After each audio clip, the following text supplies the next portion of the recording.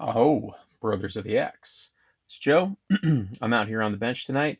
Gonna do just a quick one tonight, guys. Just a little midweek check in with you guys. So I was going back and forth with my buddy Mike, Machinist Mike the Tinkerer on YouTube. You guys may have been on his channel before. And he just picked up a really nice Michigan pattern. It was oh, what was it? Now I'm drawing a blank. Can't remember the brand, but he picked up a really nice Michigan pattern and sent me a pic. And, we were kind of going back and forth. And he had said he thought it might have been a Connie.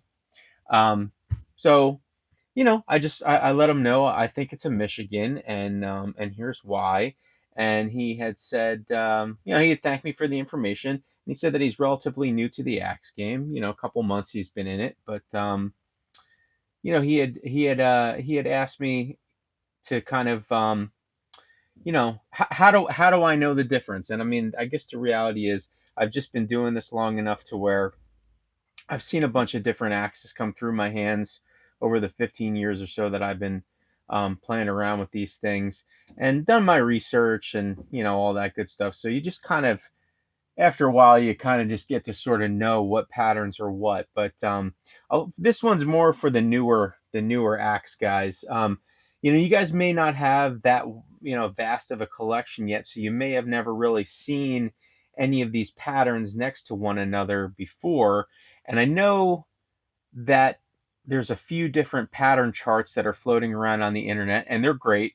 They're a good resource, but they're just 2D drawings, which don't really tell the whole picture a lot of times. So what we're going to go over tonight is the three, probably I would say, most common non-lugged axes. And when I say lugged, I'm talking. Let's grab a couple. These, a lot of guys will refer to them as ears. So these little pieces of steel here that jut out of the bottom of the eye. On a plum, they're typically round, Posor, Jersey. Some of you guys may know us on my channel. On a Kelly, they're usually triangular like that. But anyways, these are lugs. So generally speaking, when you see a lugged axe, it's usually a Jersey or a Rockaway, you know, something along those lines. But the non-lug axes, which there are many different patterns, but by and large, I would say 90% of the time it's going to either be a Dayton or a Michigan. And if you get lucky, it's going to be a Connecticut pattern, or a Connie, as a lot of guys like to call them. So Mike had thought that he'd scored a Connie, and you know what? I mean, he's only been in it a couple months, so I mean, it's an easy mistake to make because, at, to the untrained eye, those are some pretty similar looking hunks of steel. But anybody that's been doing this long ago will go, "Oh, how could you mistake a Michigan for a Connie?" So, you know, it's easy enough when you don't really, have that knowledge base. So that's what this video is about. And we're just going to go over, a couple quick pointers on how to sort of differentiate. Now, the Connie, the Dayton and the Michigan are pretty similar. Um, in terms of profile and in terms of eyes and things that you might find. The Connie is sort of the outlier here. So the Connies will typically in profile have a lot thinner geometry. These are chopping axes, by and large. These were not made to be splitting axes. It's my understanding anyways. These are made to chop. These are made to go cross grain. So these are going to usually be a lot thinner through the bit. And you could see this Collins Legitimus is definitely no splitting axe. This is very, very thin through the bit. And it's got a nice, wide, broad blade. Whereas this Michigan pattern is a bit more of a do-it-all, sort of kind of all-rounder axe. This is I mean, I wouldn't say it's old, but it's a good old, it's an old enough axe. It was forged really well. It's got that nice high center line that you can see where it kind of tucks in at the waist, here, and then is a little thicker towards the middle, which kind of aids in not sticking, not sticking in timber, which is good. Um, but what you're going to see generally on a Michigan, the things that I will typically differentiate a Michigan from all the other all the other single bit non-lug patterns is you'll see two different indicators for me, anyways.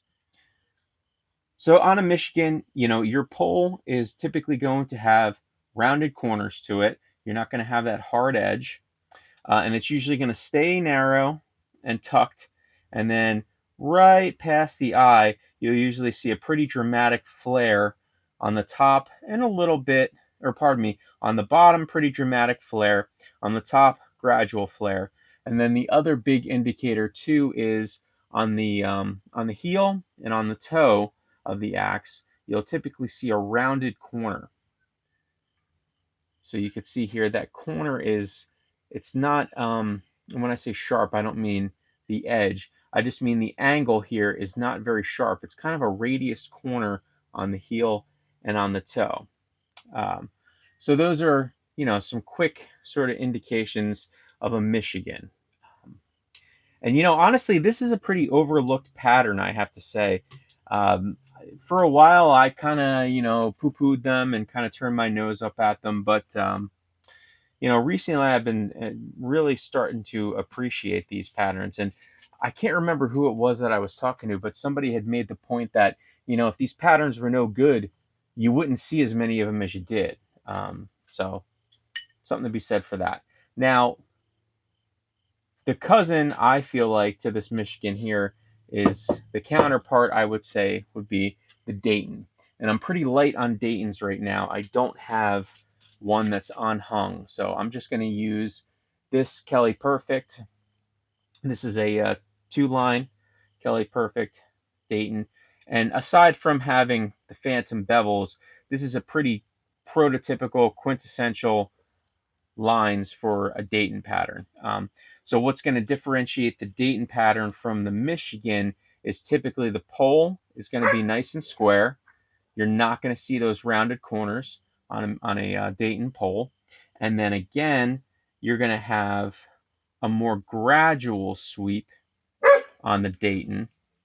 The Dayton is typically going to be a little bit more blocky looking than the Michigan that has big swooping curves to it. So it's going to be a little bit more blocky, and you'll see a gradual beard here. And then again, a bit of a gradual taper up to the top where the toe is. But you'll see on the toe and on the heel of a Dayton, there's a pretty sharp angle here. So again, I'm talking about the angle sort of where the toe and the top of the axe meet, not the fact that it's sharp. Angle itself is going to be a little sharper there, but as far as profile goes, it's going to be kind of difficult to show because this one's hafted.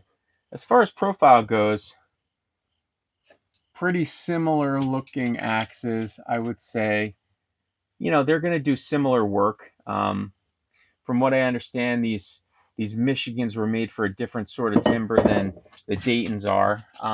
I've always found both to be pretty good, solid working axes. I've always found the Daytons to chop a little bit better. That's just my findings. I mean, again, I'm not certainly no expert, so just can only tell you my experiences. But the real outlier here is the Connecticut pattern. Like I said, the Connecticut pattern is going to have a pretty broad blade, very wide blade. I believe this Connie has over a 5-inch blade. Like 5 and 1/8 maybe. So 5 and 1/8 versus this is probably what, 4 and 1/2, something like that.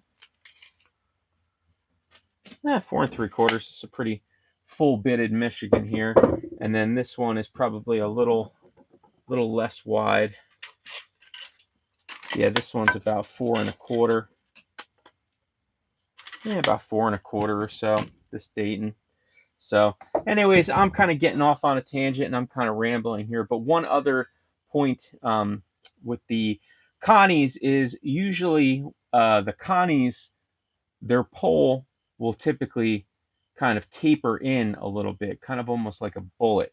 It'll sort of taper back instead of on this Michigan here, you could see it's sort of squared off.